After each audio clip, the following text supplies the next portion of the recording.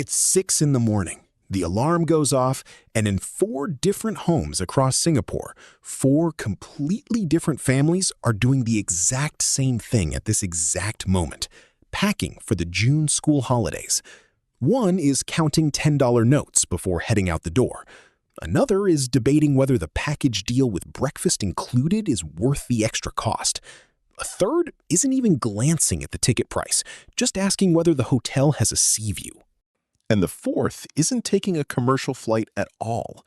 Same island, same school holiday, same craving to get away, and yet 4 experiences so far apart that if you put all 4 families in the same room, they'd barely recognize they're living through the same moment on the calendar. Stick with me until the end, because I'm going to put you inside the mind of each of these families, month by month, dollar by dollar. And by the end, you'll understand exactly why the word holiday means such wildly different things depending on how much lands in your account every month. Before we take off, literally, if you enjoy understanding how money really works here in Singapore, hit subscribe now. This series on wealth, income, and lifestyle in Singapore is only getting started, and you won't want to miss what's coming next. Subscribed? Good. First stop. You're tan. You work part-time at a hawker center stall, live alone in a 2-room flat, and your household income, all in, sits around $1,200 a month, which places you right in the first income decile of the country, the tightest slice of Singapore's income distribution. For you, holiday doesn't carry the image of beaches and boarding passes. A holiday, in your reality, is taking advantage of a public holiday to hop on the MRT to Sentosa, walk onto the free public beach, bring a sandwich from home, and head back before dinner. If you get a 2-day break, the furthest your budget stretches is crossing the border into Johor Bahru by bus, spending maybe $50 or $60 total, including basic lodging and some grocery shopping, because the moment you cross that causeway, your money visibly goes further. This isn't sad, it's strategic. You know exactly what every cent of rest costs, and you make sure that day off actually recharges you before you're back in the routine. The idea of taking 7 days off and flying somewhere else doesn't even enter the conversation because there simply isn't any slack in the budget for it. And that's fine, because rest here takes other shapes. Now switch characters. You're Wei Jie. You work in logistics, your wife is a teacher, and together your household brings in around $12,400 a month, exactly the national median, the precise point where half of Singapore's households earn more and half earn less. Statistically speaking, yours is the most common family in the country, and your relationship with holidays reflects exactly that. Not tight, not loose, but carefully calculated. Once a year, usually during the June or December school holidays, you book a package to Bali or Phuket. 5 days, 4 nights, flights and hotel bundled in, somewhere around $1,200 to $1,800 for the whole family. You compare prices across at least 3 different apps before booking. Wait for the budget airlines National Day sale, and the hotel you pick almost always has breakfast included, because that cuts out an entire daily meal from the budget, without it feeling like a sacrifice. Maybe once every 2 or 3 years, when the budget allows, you stretch to Japan, and the planning for that starts 6 months in advance, with part of the year-end bonus already earmarked just for it. It's a real holiday with real memories, but it's also a holiday with a spreadsheet, a deal alert set on your phone, and that good feeling of having saved enough to have earned it. But before we climb to the top, there's a middle bracket that rarely gets talked about in comparisons like this, and it probably describes a good chunk of the people watching this video right now. Households sitting between the 7th and 8th decile, with a household income somewhere between $16,000 and $21,000 a month. You're Priya, a product manager at a tech company. Your husband is an engineer, and together you're in a curious spot. Comfortable enough not to recalculate every dollar, but still nowhere near total freedom of choice. Your holidays no longer really depend on a sale, but there's still an invisible line of good sense guiding the decisions. You fly premium economy when the route is longer than 6 hours, book 4-star hotels without a second thought, and can stretch a 10-day international trip together with a shorter regional getaway later in the year, something like a weekend in Bintan or a quick hop to Thailand. The spend on your main trip already sits at $4,000 to $6,000 for the family, and there's real room to choose a destination based on what you want, not just the price. But somewhere in the back of your mind, that habit of comparing 2 or 3 hotel options before booking is still there, because spending wisely remains part of this family's financial identity, even with more breathing room in the bank account. Now climb another rung. You're Michelle. You work in finance, your husband manages a division at a multinational tech company, and your household sits in the $21,000 to $40,000 a month bracket, which puts you inside the top 20% of households in the country. Here, the question around holidays changes shape entirely. It's no longer, can we fit this in the budget? It's, where are we going this time? You fly premium economy or business on longer routes, stay in 4 or 5-star resorts in destinations like the Maldives, Australia, or somewhere in Europe, and the spend per trip easily passes $8,000 to $12,000 for the family, without denting next month's budget at all.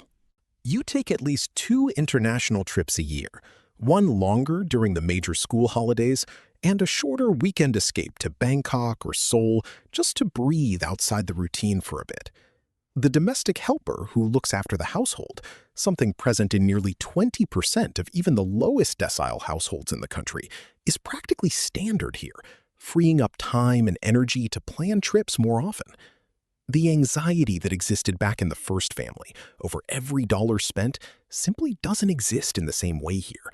The real concern is more about logistics, locking in the right school dates, securing the best rooms, than about the price itself.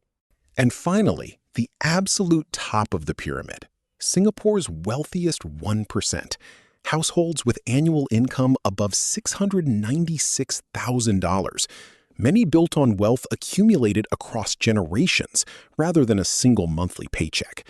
Here, the word holiday almost loses its traditional meaning because the line between work and leisure is practically invisible. You're Marcus, heir to a family group with real estate and investment holdings, and your idea of leaving Singapore doesn't involve queuing at any airport terminal. Chartered flights or private jet fractional shares handle the journey. Private resorts in the Maldives or on Indonesian islands are booked out entirely, no neighboring guests. And the concept of a travel package simply doesn't exist in your vocabulary, because every detail is arranged bespoke by a luxury travel concierge. A single trip for this family can easily run past $50,000, and that isn't even a topic of conversation at home. The same way Tan, back in the first story, calculates every dollar of the bus fare to the border. The frequency changes shape too. It's not 1 or 2 big trips a year. It's a lifestyle in constant motion. A spa retreat in Zurich one month, wildlife watching in Africa the next, always with the option to fly straight back to Singapore if a business matter needs attention. Because wealth at this level buys the rarest thing of all, the freedom to change plans with zero financial consequence. Now let's pause for a second and look at the numbers behind these 4 stories, because they reveal a part of the truth the lived experience alone doesn't show. Tan's family, in the first decile, lives on just over $1,200 a month in market income, but receives, on average, more than $16,000 per household member a year in government transfers, which in practice helps cover the basics and still leaves a small margin for those weekend outings. Wei Jie's family, at the median, watched the country's median household income cross the historic $12,446 mark in 2025, a record, growing almost 8% year-on-year, which explains why this generation of median families is traveling more and better than the previous generation could at the same relative position. Michelle's family, in the top 20%, has an average household income already above $40,000 a month, more than double the bracket just below it, which shows how much steeper the income curve gets the closer you move to the top. And Marcus's 1% lives in a reality so statistically distant that the official data barely has a ruler for it. While the median household in Singapore holds around $113,000 in wealth, the top 20% of the country holds, on average, $5,300,000 in wealth, more than the remaining 80% of the population combined. And here's the most interesting detail in this whole story, the one I promised you at the start. These 4 trips happen in literally the same week of the calendar, during the exact same school holidays, in the same small country of just over 700 square kilometers. Tan takes the MRT to Sentosa, thinking it's already a great outing. Weiji is on a budget flight with the whole family, bound for Bali. Michelle is checking into a 5-star resort in Australia, and Marcus has probably already landed on a private runway somewhere in Southeast Asia before Tan has even finished her sandwich on the public beach. 4 realities, the same clock, the same public holiday lighting up on all 4 of their phones. And it's exactly that simultaneity that reveals something important about how Singapore works underneath the surface. The country is small enough that these 4 families could literally cross paths at the same mall, on the same MRT, in the same supermarket queue during the week, and still live entirely different versions of life the moment the word holiday enters the conversation. It's not about who loves traveling more or less. All 4 of them, every single character here, feel the exact same pull to step outside the routine. The entire difference lives in the width of the margin between what comes in and what goes out every month. And that margin, more than anything else, decides whether your holiday costs $50 in bus fare, $1,200 for a package deal, $10,000 for a resort, or $50,000 without it even being mentioned in the family budget. It's also worth mentioning something that tends to go unnoticed. The gap between these brackets isn't static. It's changing shape year after year. Over the past 5 years, median household income in Singapore grew nearly 17% in real terms, a much faster pace than the decade before. And at the same time, the Gini coefficient, which measures income inequality in the country, dropped to one of its lowest levels on record. That means Weiji's family, at the median, is genuinely traveling more and better than their parents' generation could at the same relative position.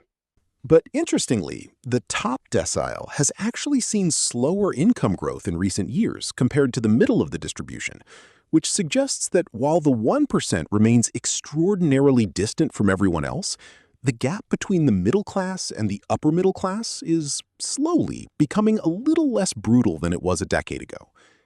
And the contrast gets even sharper once the trip ends and everyone heads home. Tan steps off the MRT on Sunday night, already calculating whether there's time to pack Monday's lunch before bed, her rest already folding straight back into routine within minutes. Weiji and the family arrive from the airport tired but satisfied, already discussing which flight sale to hunt for next time. The photo album on the phone practically becoming the main topic at Sunday dinner with the grandparents. Priya lands home rested enough to already feel like planning the next getaway before she's even unpacked. Michelle walks through the door and, before anything else, the helper already has the house in order and dinner practically ready, making the transition back to work almost seamless. And Marcus, really, might not come back in the traditional sense at all, because the private jet that brought him home to Singapore will likely take off again within days, this time carrying him to a business meeting on another continent, blurring for good the line between where the holiday ends and where the work begins. And there's one last detail that ties this whole story together in a way that only makes sense because Singapore is exactly the size it is: Changi Airport. Inside that same terminal, under that same roof, Tan might be walking past on her way to the MRT, while Marcus is being escorted straight to the private aviation terminal, just minutes apart physically, even as they live in completely different financial orbits. There's no visible wall separating these two experiences, no isolated neighborhood, no internal border. The entire distance is stored inside each family's bank statement, invisible to the naked eye, but absolute the moment it comes to deciding how many days off fit into the calendar and what that time off is going to cost. And this is where I want to leave you with the real reflection. We tend to picture wealth by looking at the car someone drives or the neighborhood they live in. But maybe the most honest way to see the real distance between social classes in Singapore is to watch exactly what each family does during the first week of school holiday freedom.